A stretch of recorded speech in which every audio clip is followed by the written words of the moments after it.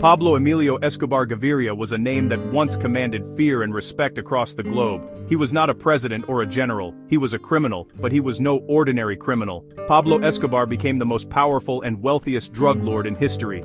He was the undisputed king of cocaine. His story is a complex one. It is a tale of immense wealth, brutal violence, and incredible power. He built an empire that stretched from the jungles of South America to the streets of every major city in the United States and Europe. His influence was so vast that he challenged the very government of his home country, Colombia. He was a man who seemed to have everything, yet he was constantly at war. To understand Pablo Escobar is to understand the drug trade itself. He did not invent the cocaine business, but he perfected it. He turned a small-scale operation into a global industry. At the height of his power, his organization, the Medellín Cartel, was responsible for an estimated 80% of the world's cocaine supply. This made him one of the richest men on the planet. His wealth was hard to imagine. He had so much cash that he had to bury it in the ground because banks could not handle it. He bought airplanes, submarines, and entire islands. But this wealth came at a terrible price, paid in blood. Escobar's life was a series of contradictions. He was a devoted family man who ordered the deaths of thousands. He built houses and soccer fields for the poor in his hometown of Medellín. The people there sometimes called him Robin Hood. Yet he also planted bombs in public places, killing innocent men, women, and children without a second thought. He was a politician who ran for office and was elected to the Colombian Congress. At the same time, he was a ruthless gangster who declared war on the state. He wanted to be loved by the people, but he ruled through terror. This mix of kindness and cruelty is what makes his story so fascinating and so terrifying. The world knows Pablo Escobar because his actions had a global impact.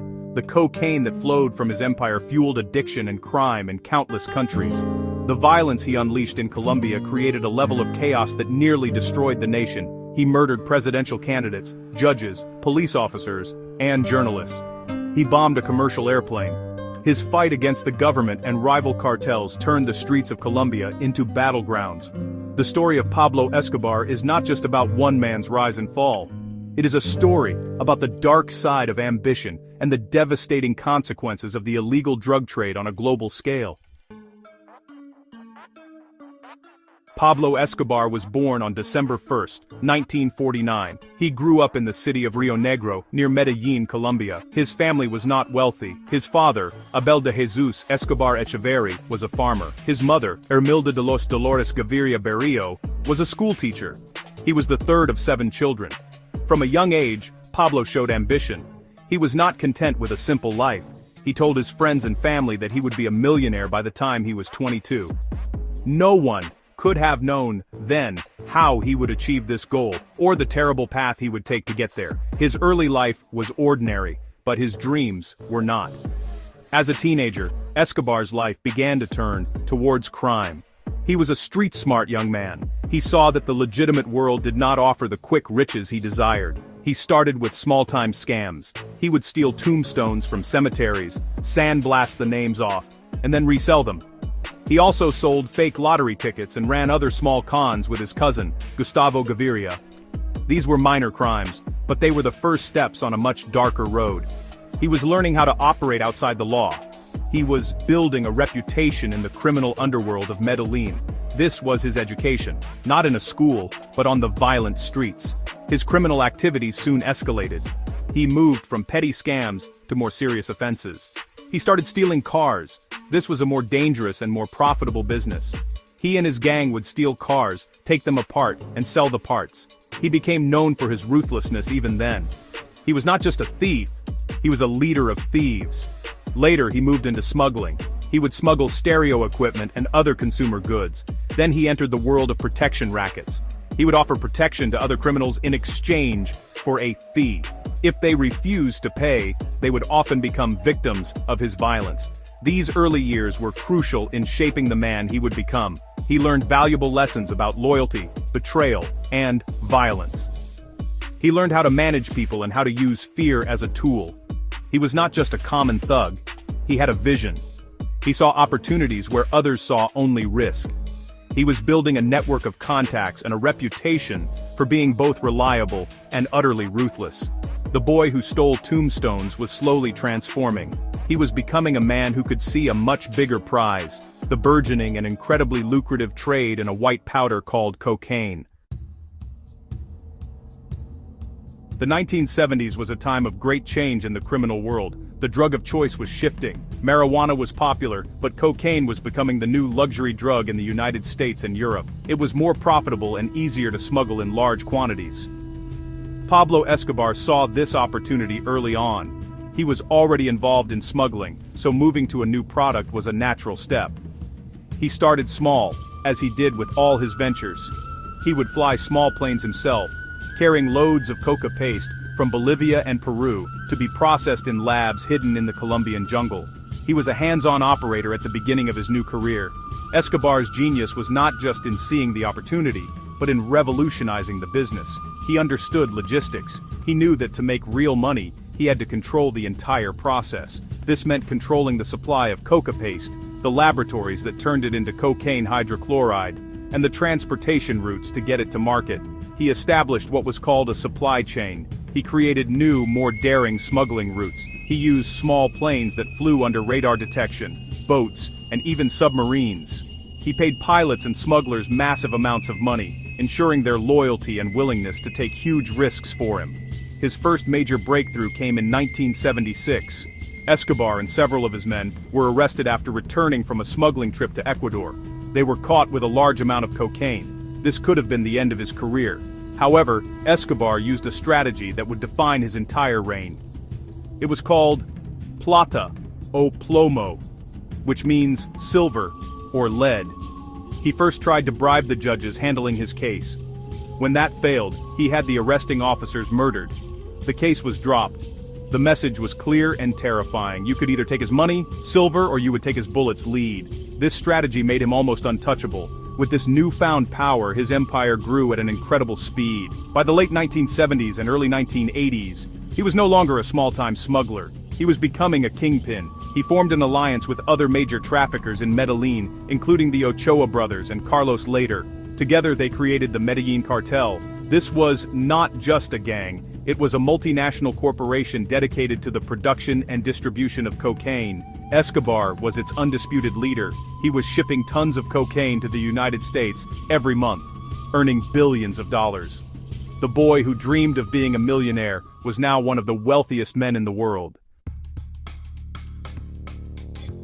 The Medellín Cartel was more than just a drug trafficking group. It was a sophisticated and powerful organization that operated like a shadow government. At its head was Pablo Escobar, the chief executive officer of this criminal enterprise. Below him was a structured hierarchy. His cousin Gustavo Gaviria acted as the cartel's brain and financial chief. The Ochoa brothers, Jorge Luis, Juan David and Fabio, managed logistics and distribution networks.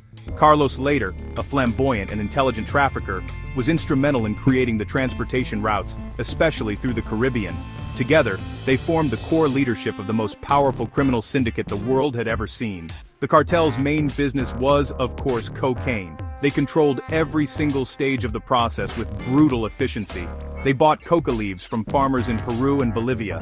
They operated vast laboratory complexes hidden deep in the Colombian jungles to process the leaves into pure cocaine. Some of these labs were the size of small towns with their own housing, cafeterias, and airstrips. From there, the finished product was packaged and prepared for shipment. The cartel's transportation network was a marvel of criminal innovation, a testament to their audacity and resources. They had a fleet of airplanes, high-speed boats, and even 2 small submarines purchased from a corrupt naval officer.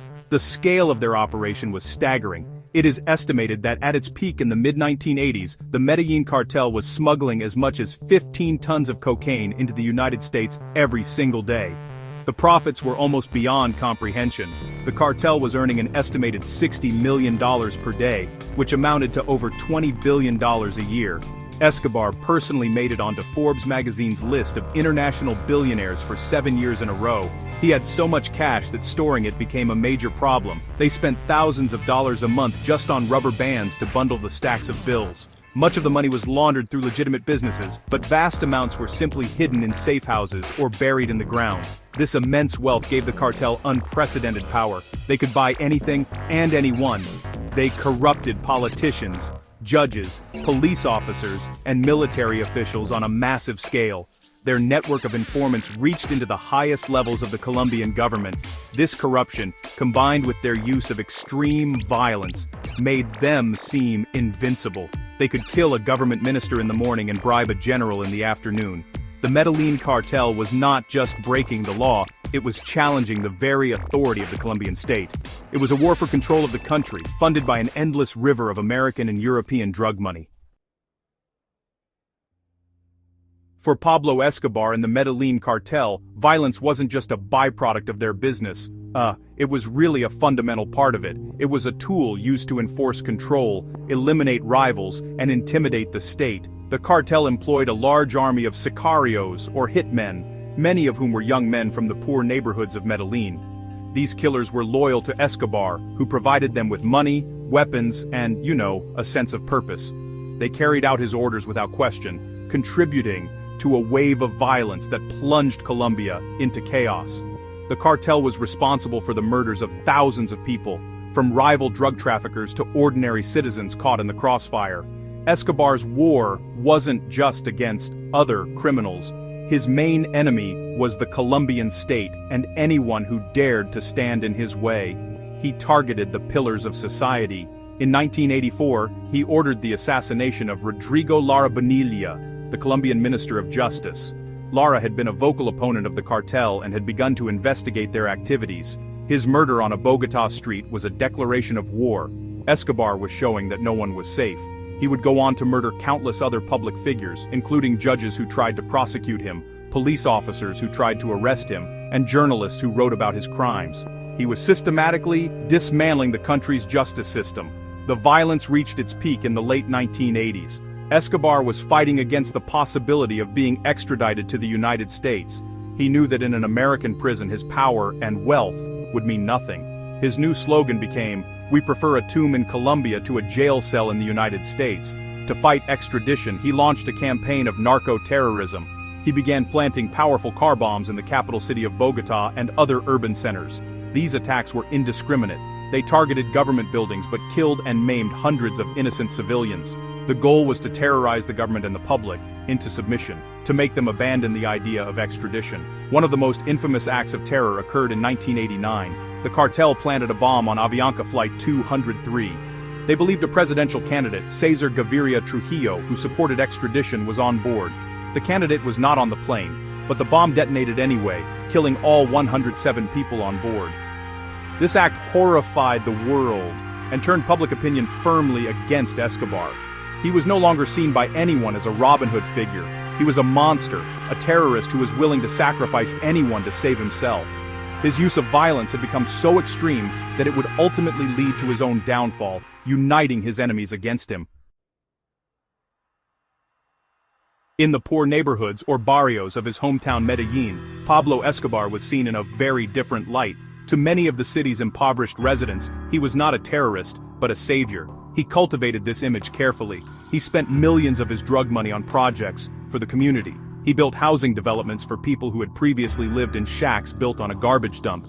The most famous of these was the Barrio Pablo Escobar, a neighborhood of hundreds of new homes given to poor families for free. He also built more than 80 soccer fields, lit them at night, and sponsored children's teams. He handed out cash to people in the streets. This generosity earned him the nickname El Padrino, or Robin Hood Paisa, a Robin Hood from his region. The people who benefited from his charity saw him as a man who cared about them when the government did not. The Colombian state had long neglected the poor, leaving them without proper housing, sanitation, or opportunities. Escobar stepped into this vacuum. He provided tangible help. For many in Medellín, the source of the money did not matter. They were grateful for the new homes, the sports facilities, and the direct assistance. This loyalty was a powerful weapon for Escobar. The people of the barrios became his eyes and ears, protecting him from the authorities and hiding him when he was on the run. However, this image of a benevolent community leader was only one side of a very dark coin. The same man who handed out money to children was also responsible for recruiting other children to become his sicarios. He offered them powerful motorcycles and guns, turning them into ruthless killers. The very communities he claimed to be helping were also the source of his private army. He created a culture of violence where life was cheap and murder was a way to make a living. The soccer fields he built became recruiting grounds for his next generation of assassins. His charity was, in reality, a form of public relations and a strategic investment in his own security. This contradiction is the heart of the Pablo Escobar paradox. He was both a builder and a destroyer. He gave with one hand and took away with the other, often from the same communities. The immense loyalty he commanded from the poor of Medellín allowed him to operate with impunity for years. It created a human shield around him, making it incredibly difficult for the police and military to capture him. But this loyalty was built on a foundation of drug money and sustained by fear. While some genuinely loved him for his generosity, everyone feared his capacity for unimaginable violence. He was a complex figure, a folk hero to some, and a mass murderer to all. The relentless campaign of terror and violence waged by Pablo Escobar eventually forced the Colombian government to take decisive action. The state could no longer tolerate a criminal who openly challenged its authority and murdered its leaders. After the assassination of the leading presidential candidate Luis Carlos Galán in 1989, a man who had promised to extradite Escobar, the government declared an all-out war. President Virgilio Barco Vargas announced a series of emergency decrees. He authorized the seizure of property belonging to suspected traffickers and re-established extradition to the United States. This was a direct challenge to Escobar, and it marked the beginning of a long and bloody conflict. The government created a special police unit called the Search Bloc, or Bloc de Búsqueda. This was an elite force of a few hundred men, carefully selected and trained, with one single mission to hunt down and capture or kill Pablo Escobar. The search bloc was led by Colonel Hugo Martinez. It was equipped and trained with assistance from the United States government, which saw Escobar as a major threat to its own national security. The Americans provided intelligence, surveillance technology, and funding. The war against Escobar became a joint effort, a determined push to dismantle the Medellín Cartel and bring its leader to justice. The conflict was brutal and costly. The search bloc conducted relentless raids on Escobar's properties, safe houses, and laboratories. They arrested hundreds of his associates and killed many others in shootouts. Escobar, in turn, fought back with even more ferocity. He placed a bounty on the head of every police officer in Medellín. Hundreds of officers were murdered by sicarios looking to claim the reward. The city became a war zone. Car bombs exploded regularly. Assassinations were a daily occurrence. The government's offensive was met with a terrifying counteroffensive from the cartel, and the civilian population was caught in the middle of this deadly war. Despite the violence, the government's pressure began to work. The constant raids disrupted Escobar's business. The seizure of his properties hurt him financially. Many of his key lieutenants were either captured or killed. His cousin and right-hand man, Gustavo Gaviria, was killed by the search bloc in 1990. This was a huge personal and operational blow to Escobar. He was feeling the pressure. He was losing control. The state, with its renewed determination and American support, was slowly but surely closing the net around him. The king of cocaine was still powerful, but he was no longer untouchable. His empire was beginning to crumble. Facing immense pressure from the government and the threat of extradition, Pablo Escobar made a surprising move. In 1991, he negotiated a surrender, but it was a surrender on his own terms. He agreed to go to prison, but only if the Colombian government changed its constitution to ban the extradition of its citizens. And he would not go to a normal prison. He would go to a prison that he himself had built. This luxurious prison, perched on a mountain overlooking Medellín, was called La Catedral, or the Cathedral. It was more like a private fortress or a luxury resort than a place of incarceration. It had a soccer field, a bar, a jacuzzi, and a waterfall. From inside La Catedral, Escobar continued to run his cocaine empire. He was protected by his own guards and surrounded by luxury. He could receive any visitor he wanted and had access to telephones and computers. The government guards were ordered to stay outside the perimeter fence. For a time, it seemed Escobar had won. He had avoided extradition and was living in comfort, still in control. However, reports began to surface that he was continuing his criminal activities from inside his prison. The final straw came when it was discovered that he had tortured and murdered two of his own lieutenants within the walls of La Catedral over a financial dispute. The government could no longer tolerate this farce. In July 1992, they decided to move Escobar to a real military prison. When government officials arrived at La Catedral to transfer him, Escobar and his men took them hostage. In the ensuing confusion and standoff, Pablo Escobar simply walked out of his own prison and disappeared into the night. His escape was a massive embarrassment for the Colombian government. It also marked the beginning of the final chapter of his life. He was now a fugitive, on the run from everyone. The hunt for Pablo Escobar was reignited with a new and desperate intensity. The situation had now changed dramatically. Escobar was no longer the all-powerful kingpin. His escape from La Catedral had weakened him. A new and deadly enemy had also emerged.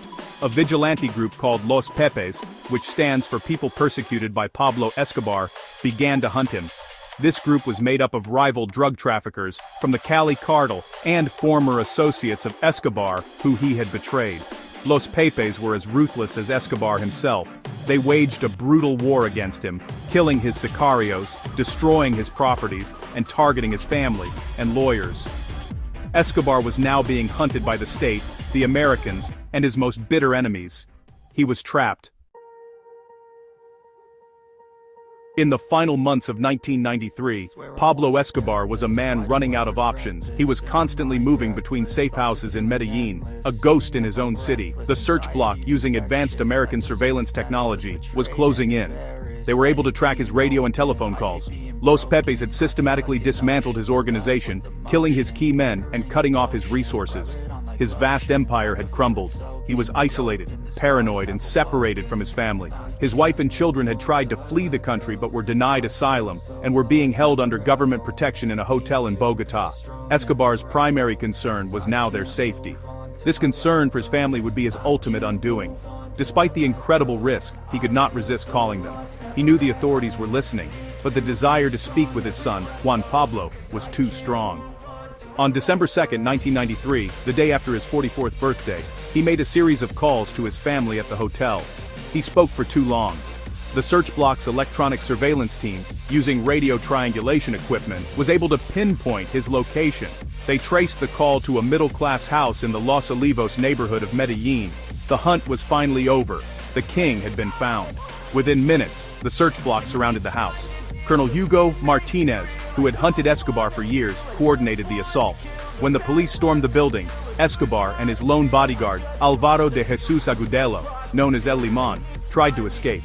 They climbed out of a window onto an adjoining rooftop. A firefight erupted. The two fugitives ran across the orange-tiled roof, exchanging gunfire with the police officers on the street below and on surrounding rooftops. El Limón was hit and fell. Then, a volley of shots hit Pablo Escobar. He fell to the roof, killed by gunfire. The death of Pablo Escobar marked the end of an era. Photos of his body lying on the rooftop were broadcast around the world. For the Colombian government and the people who had suffered under his reign of terror, it was a moment of profound relief and victory. The most wanted criminal in the world was dead. His death led to the collapse of the Medellín Cartel, although the cocaine trade would continue under new leadership from the rival Cali cartel. The story of Pablo Escobar serves as a powerful and chilling reminder of how one man's ambition, fueled by the immense profits of the drug trade, could bring an entire nation to its knees. His legacy is one of violence, corruption, and immense suffering.